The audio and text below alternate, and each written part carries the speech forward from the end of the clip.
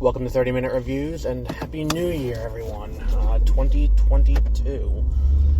Trucking on along.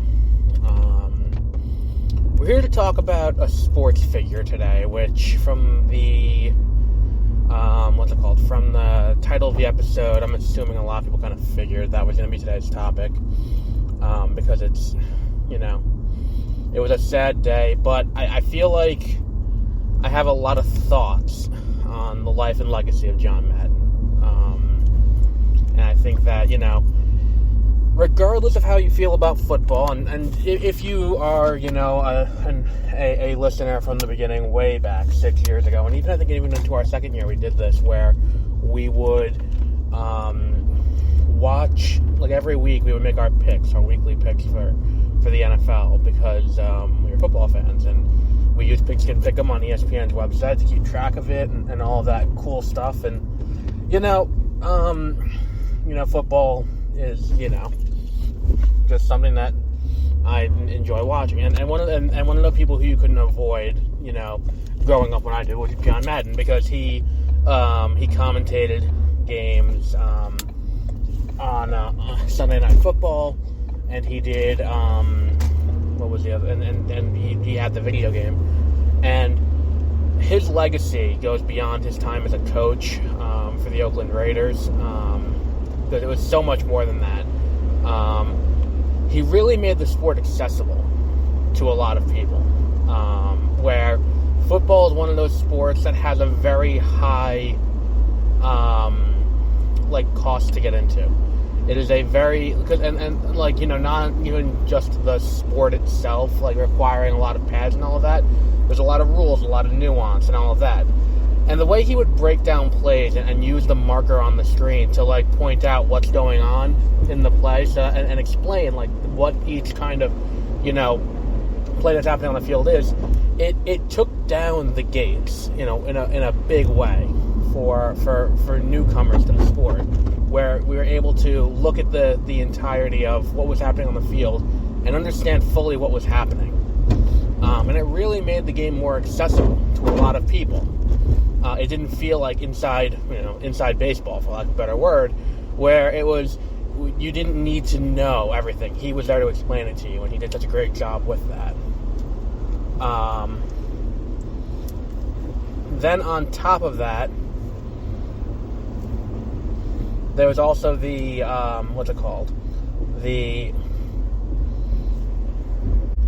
Then on top of that, there's also the video game.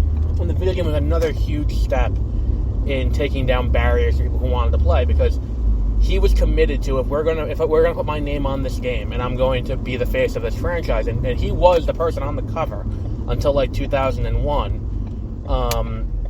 If it's going to be his game, it's going to be a simulation of the way football is played on the field. It's not going to be, a 3-on-3 or 4-on-4 in the way that other sport games of the era kind of diluted down. If you play NES hockey, obviously the NES couldn't handle it to have, the full 5-on-5 hockey plus the goalie. So you needed to have 3-on-3. Madden, in a huge way, became this, we are going to tell the story the right way. That's how the story, but we're going to play the game the right way. We're going to do 11-on-11 football, where everything is done exactly the way it would be done on the field. And it taught plays. It wasn't just pass, 2 pass plays, 2 run plays, and a kick. It was a litany of plays where you can try and outwit your opponents in the computers. And yeah, in the past I've had my misgivings about the Madden video game, but that's not, him and what he did. And there's a separate conversation we had about, Madden, the video game that EA has been putting out, compared to what, John Madden did, but, nothing to be said about that. I'm not going to get into that now. And the third really big impact that he had, and this is probably the biggest, I would say, if it were, if that were it, is he was a pioneer, and really a crusader for safer conditions on the field, safer play conditions for players. He was on the initial committee for player safety when that rolled out. He was an advocate, a huge advocate for the medical timeout, for, for making the game safer and making it where, plays that would put players in undue risk were banned and penalized. And it's such a big part of the game that, people crowed about for years, this is going to ruin the game, People still watch football. I still tune in every Sunday, watch the Giants lose. And it's, it's one of those things where he was, even up until recently, he was advocating for the 2-point stance where, rather than the 3-point stance, which they're standing with their hand on the ground, basically forcing themselves to launch themselves head first at their opponent. The 3-point stance is them standing at the ready, you would see a baseball player in the field, where it's you're going to take away the risk of head injury, because that was the big thing. I was listening to a podcast talk about him, a sports talk podcast talk about him, and they said that they played a clip from him officiating a game back in the 90s, although my timing could be skewed because it was, not officiating, but, commentating on a game from the 90s, or the early 2000s, because again, they say 20 years ago, but to me 20 years ago it's still the 90s, and they're talking about it, and he just rails about how, the quarterback for whatever team got just blindside hit, and he should have been taken out of the game, because if it happened to a boxer, they'd be taken out of the game for their own safety.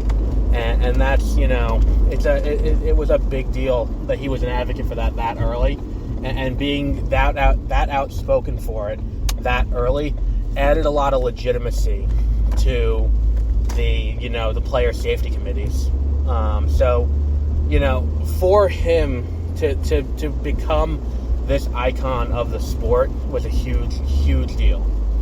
And he deserves recognition. And I would have felt weird not recognizing him. And there's a really great documentary about him. You can watch on Peacock. I think it's called All Madden. It came out on Christmas Day.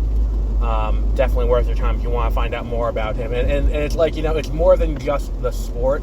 It's about, making sure the sport can be played not just now, but years from now, and making sure that we're doing it in the safest way possible so these players can play on past their initial their initial run time of how long they can traditionally play. So we'll wrap up there for today.